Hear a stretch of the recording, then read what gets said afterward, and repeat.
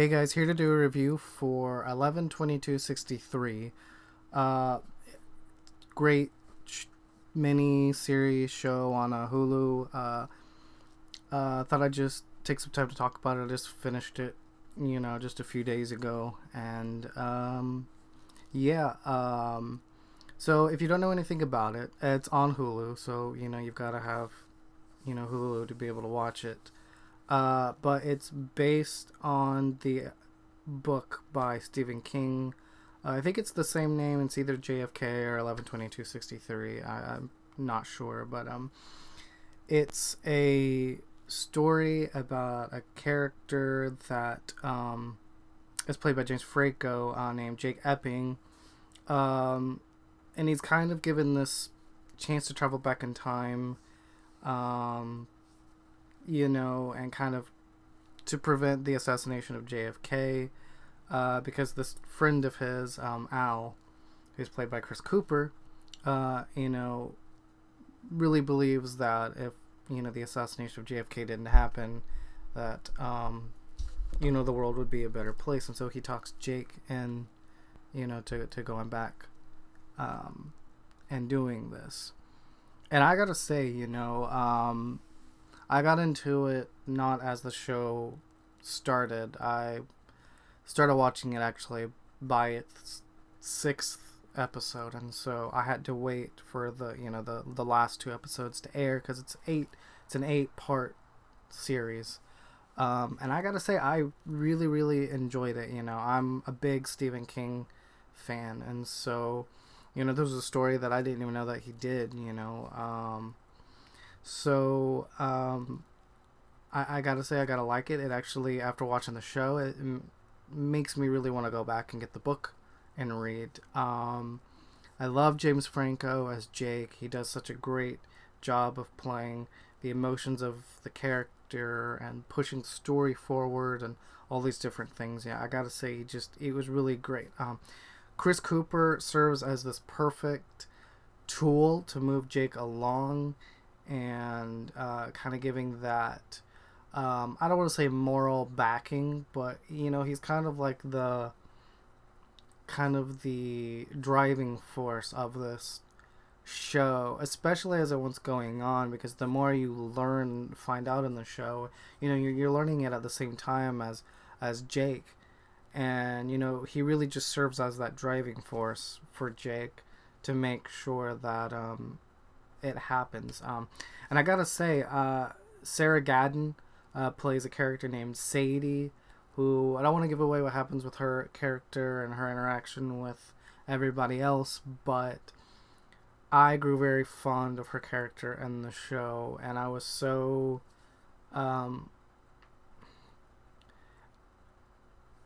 don't want to say shocked, because I haven't read the book, but I'm gonna make the assumption that what happens in the show happens in the book, and so if that's the case, it's Stephen King, so you can't expect certain things to happen in a King book, but I loved the ending of it and these last kind of moments. But someone that really really stood out for me in the show was George McKay as Bill.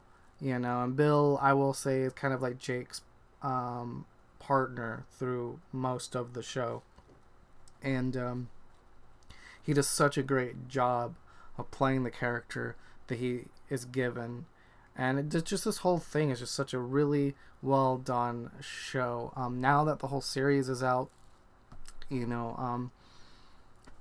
I would say it's worth getting Hulu, for a month, even if it's just to watch this one show. And I hope Hulu starts putting out more shows like this. I hope they kind of follow in Netflix's footsteps, and starts giving some different stories, ideas. And I think doing a mini series type thing is perfect for Hulu, because I don't know how big the gap, and this is kind of going off from 11/22/63 and kind of more to Hulu, but I don't know what Hulu's budget is like, compared to Netflix and all of that kind of stuff.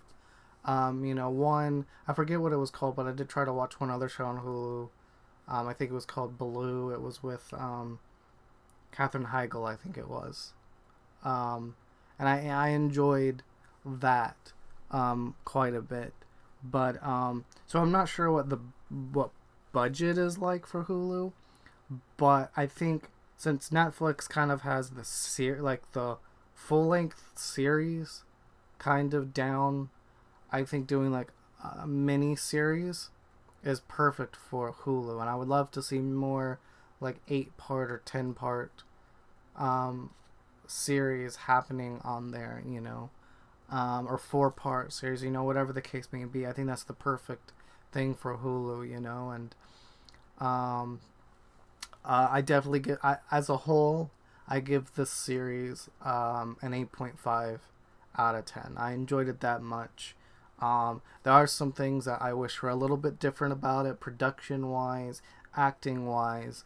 I will say that the first episode, as much as it draws you in, I don't know if it was choices that Franco made or choices that the director of the show or of that episode had him do, but there are some moments in the first episode that were very weak and very disengaging.